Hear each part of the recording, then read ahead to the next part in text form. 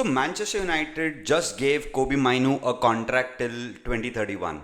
But the real question is not why they renewed him. I mean, he's super talented, of course they had to renew him. But the real question is, why did it take Manchester United so long to understand Kobe Mainu as a player? Because of the last year, United knew Kobe Mainu was special. But what they didn't know was what was his actual position. Is he a number 6? Is he a number 8? According to Ruben Amorim, he could possibly be a number 10. Could he play in a midfield 2? Could he defend transition? Could he progress the ball? Or was he better close to the goal? There were so many questions and no one had an actual answer to that. At one point of time, Ruben Amorim even played him as a false 9. Yes, Kobe Mainu as Manchester United striker. That experiment told us everything about United's confusion about a player who they think is generational. Because they had a diamond in midfield, they kept trying to use him like a spare part. Then Michael Carrick arrived. The role changed, the system changed, and suddenly the picture became a lot more clearer. Now it is understandable that Casemiro battles in the midfield, Bruno creates, and Mainu is the conductor, or what we call as the connector. And that one sentence may possibly explain Manchester United for at least the next 5 years. Because Mainu's new contract is not just about keeping your so-called boy wonder from the academy. It is about building the next Manchester United team and especially the midfield around him. Welcome to PN Playbook, where we go beyond the scores, beyond the hype, and break down tactics, psychology, and big decisions which change the way how we play the game, how we see the game. Today, let's understand how Kobe Mainu went from a tactical experiment to Manchester United's midfield blueprint. Let's be very honest, क्योंकि कोबी Mainoo की कोई simple सी talented story नहीं है, वो एक identity story है.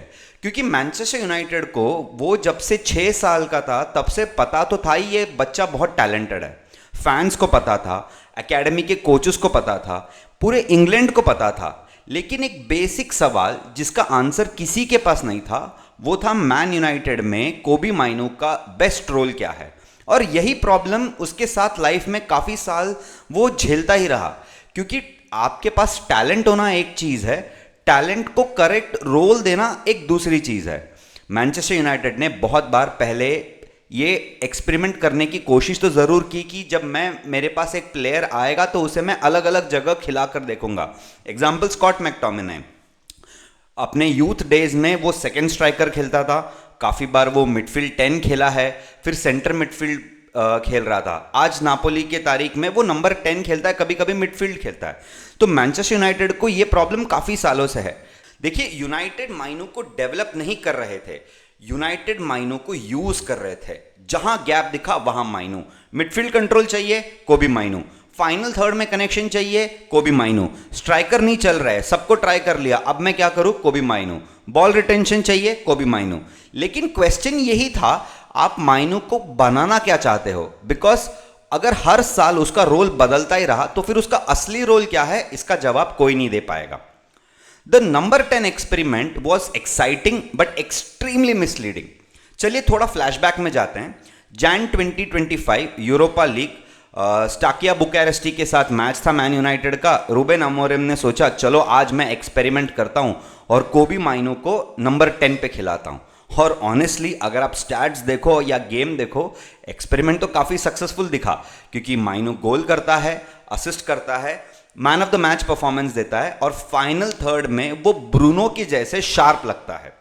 सबसे इंपॉर्टेंट, कोबी माइनो फ्री लगता है. और जब कोबी माइनो फ्री लगता है तो वो बहुत डेंजरस प्लेयर है. और ये परफॉर्मेंस एक जेन्युइन सवाल फैंस के मन में ले आया था कि क्या कोबी माइनो का फ्यूचर डीपर मिडफील्ड में है या नंबर 10 में है. क्योंकि रूबेन अमोरिम ने बहुत बार ये पब्लिकली बोला है कि Kobbie Mainoo is competing with the same place as what Bruno Fernandes is playing. और उस मैच में कोबी माइनो की बेस्ट क्वालिटीज भी क्लियरली दिखी. टाइट स्पेसेस में बढ़िया कंट्रोल, कामनेस, डिफेंडर्स के बीच में बॉल रिसीव करके turn, small combination, quick turns, box के पास इंटेलिजेंट मूवमेंट, और ये सब कोबी माइनो बहुत नेचुरली करता है. उसका गेम प्रेशर में बिल्ट है. कुछ प्लेयर्स ओपन ग्रास में बहुत डेंजरस होते हैं, जैसे आपके विंगर्स हो गए, जैसे हटेम बेन आरफा हो गया, क्रिस्टियानो रोनाल्डो हो गया, लायनल मेसी हो गया. इनको आप जगह दे दोगे वो गेम खत्म कर देंगे. ठीक है, मैं हतेम बेन आरफा का नाम इसलिए ले रहा हूं क्योंकि पूरे प्रीमियर लीग को 90s अर्ली 2000s में पता था कि अगर आप हतेम बेन आरफा को 4 यार्ड की स्पेस दे दोगे वो आपके साथ ट्रिक करके चला जाएगा। माइनू वही कॉम्बिनेशन में खेलता है जहां स्पेस नहीं होता, टाइट स्पेसेस होते हैं, और वहां कोबी माइनू डेंजरस लगता है। इसीलिए कोबी माइनू ज्यादा स्पेशल है। जहां स्पेस कम है, जहां डिफेंडर्स बहुत नजदीक हैं, जहां एक टच से आपको डिफेंस से अटैक बदलना है और एक टच से आपका अटैक खत्म भी हो सकता है, वहां कोबी माइनू सबसे ज्यादा काम रहता है। अमोरिम ने भी मैच के बाद यही पॉइंट किया था कि वो नंबर 10 वाला जो रोल है, इसीलिए मैं कह रहा हूं बार बार कि कोबी माइनू नंबर 10 है। और जब वो नंबर 10 में था उसके पास फ्रीडम ज्यादा था, वो पीछे कम भागता था, बॉल के नजदीक रहता था, बॉक्स के नजदीक रहता था, उसका रिलेशनशिप विद द स्ट्राइकर्स अच्छा था। और ये लॉजिक एक हद तक तो मुझे समझ में तो आया, बट ये एक ट्रैप है।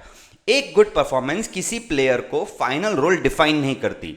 माइनू नंबर 10 में भले ही वो आपको एक हद तक वर्ल्ड क्लास लगेगा, बट क्या वो यूनाइटेड के लिए सूटेबल है, क्या वो यूनाइटेड के लिए सेफ है, इसका जवाब तो कोई नहीं दे सकता। यूनाइटेड के नंबर 10 वाले जो जोन है वहां ऑलरेडी बहुत क्राउडेड है। आपका अमाद डियालो हो गया, मेसन माउंट हो गया, ब्रूनो फर्नांडिस हो गया, पिछले 2 साल के पहले तो गार्नाचो था, रैशफोर्ड था। वो जो सर्टन सिस्टम्स में जो प्लेयर खेलते हैं वो ऑलरेडी ऑक्यूपाई कर रहे थे। तो कोबी माइनू का उन प्लेयर्स के बीच में नंबर 10 जैसे गारंटीड स्टार्टर का मौका तो मिलने ही नहीं वाला था।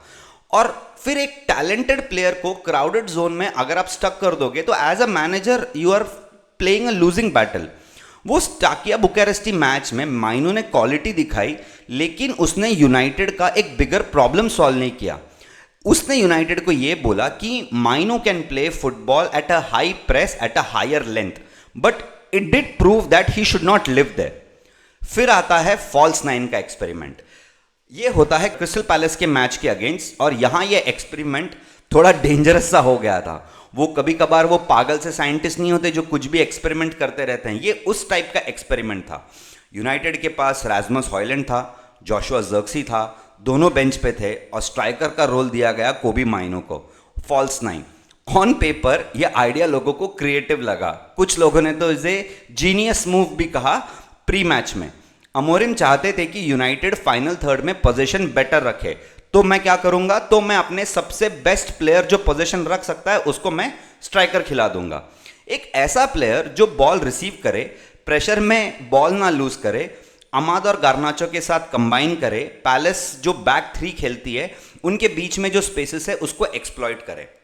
और ओपनिंग मिनट्स में ये प्लान थोड़ा प्रॉमिस तो दिखा रहा था, क्योंकि माइनू हर जगह पे था। क्योंकि उस गेम में अगर आपको याद होगा, माजुराई राइट साइड से बॉल लेकर आते हैं, माइनू नियर पोस्ट रन करता है, बॉल मिलती है, वो फर्स्ट टाइम शॉट नहीं ले पाता, टच लेकर डिफेंडर को बीट करने की कोशिश करता है। टच हैवी होने की वजह से वो शायद बॉल नहीं लेता, लेकिन फिर भी वो गार्नाचो के लिए पुल बैक क्रिएट करता है। थोड़ी देर बाद अमाद क्रिएट करके फिर फर्स्ट टच वापस माइनू को दे देता है।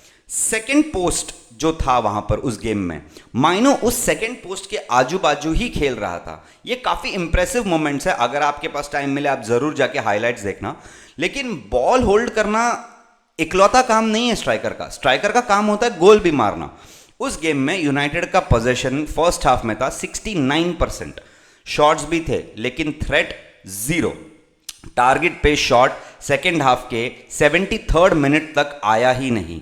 और दूसरी साइड में पैलेस के पास जॉन फिलिप मटेटा थे, बिग स्ट्राइकर, डायरेक्ट प्रेजेंस।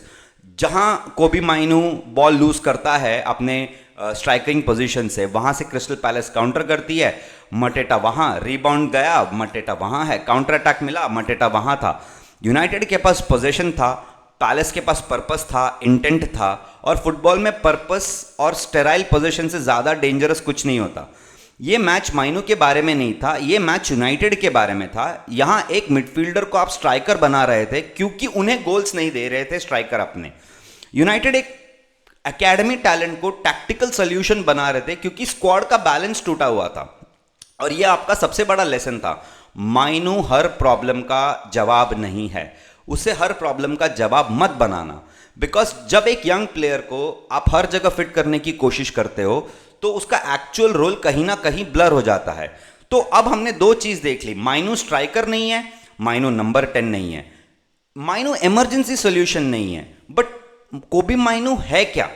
कोबी माइनू एक मिडफील्डर है, बट दूसरा सवाल है, what kind of midfielder is Kobbie Mainoo? The answer to that question is Michael Carrick. Michael Carrick did not reinvent Kobbie Mainoo, he stopped confusing him. Mid जनवरी जब Michael Carrick आते हैं, सबसे पहला major change आपको जो याद होगा, उसने स्ट्रक्चर बदल दिया इस टीम का. उसने कहा अब से हम 4-2-3-1 खेलेंगे. ये जो 3-4-3 का जो अमोरिम का सिस्टम था वो बंद.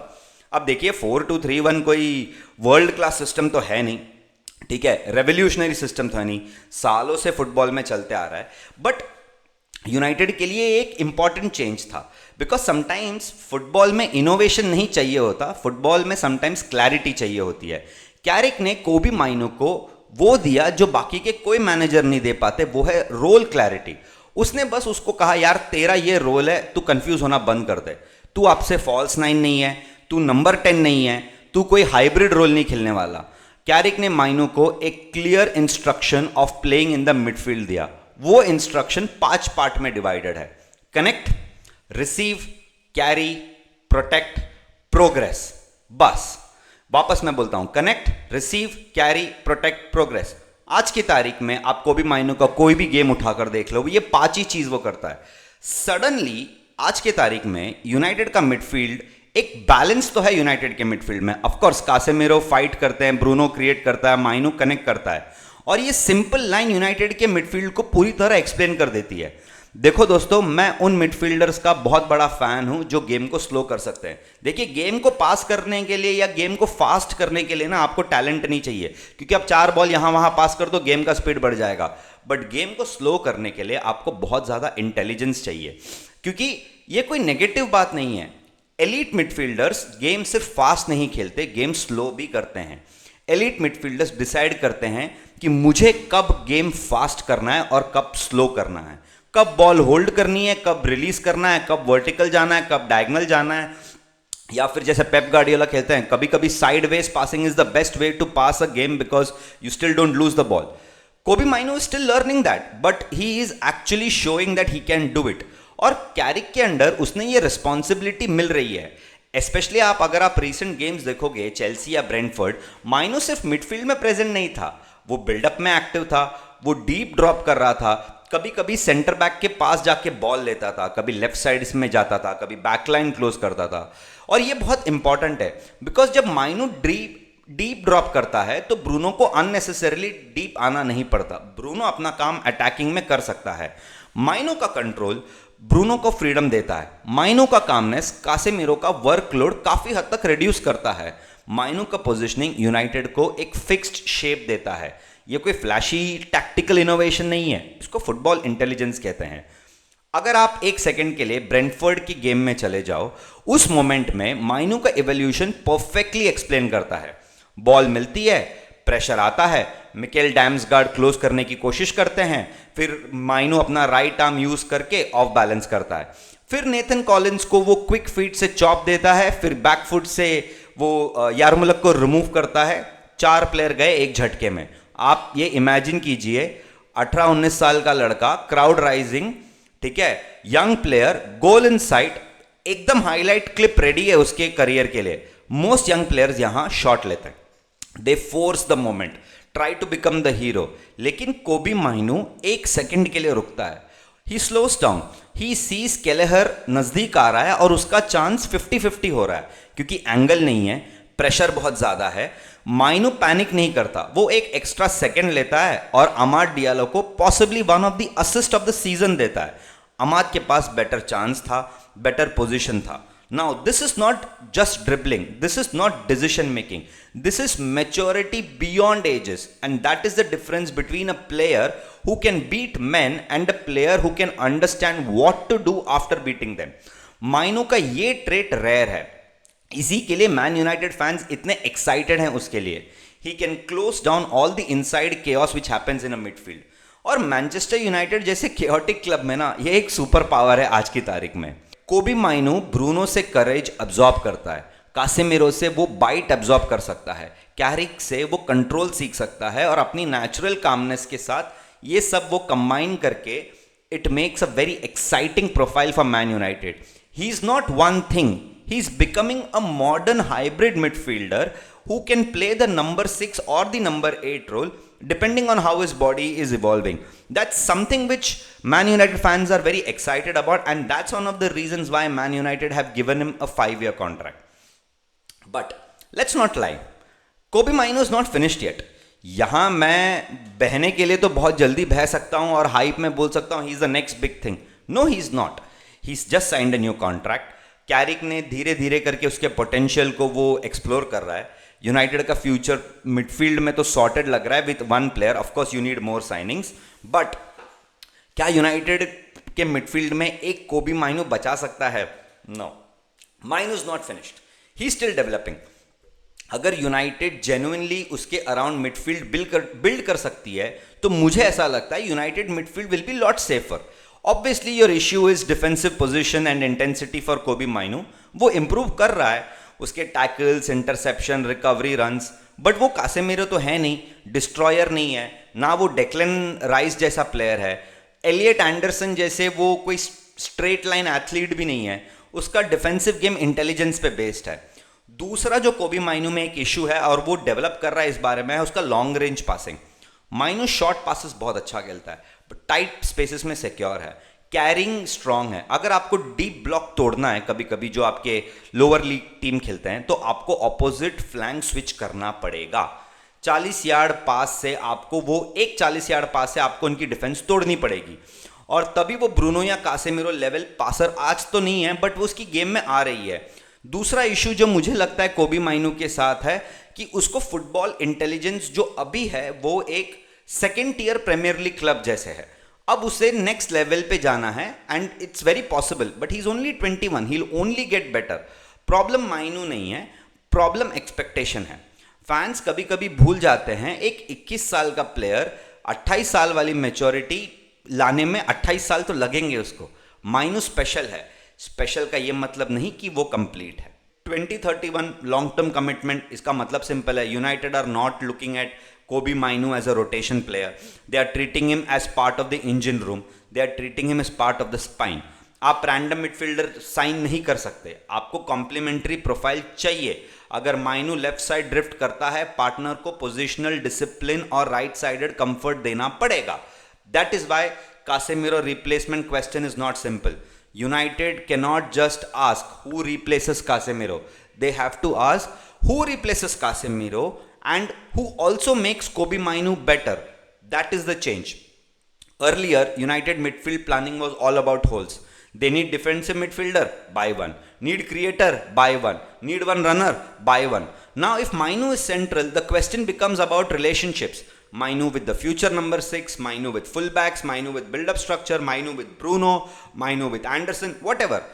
This is how serious clubs recruit. Not just names, relationships, zones, responsibility. देखिए माइकल कैरिक का बिगेस्ट इंपैक्ट अभी तक क्या रहा है? कोई टैक्टिक नहीं, फॉर्मेशन नहीं, नॉट इवन 4-2-3-1, ये सब बोलने की बातें हैं, बट उसका सबसे बड़ा इंपैक्ट है उसकी क्लैरिटी.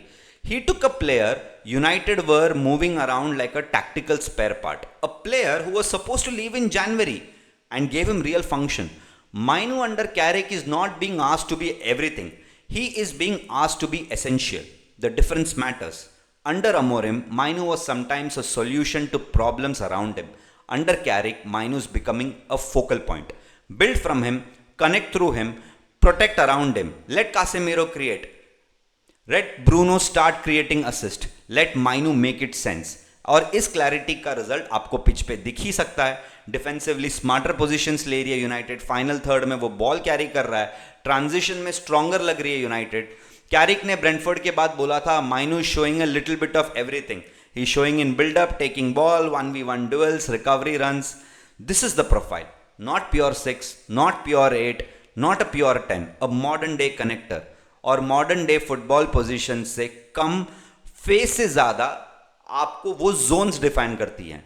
आप डिफेंसिव फेज में क्या करते हो, रेस्ट डिफेंस में क्या करते हो. माइनू हर फेज में यूजफुल हो सकता है. That is why he matters.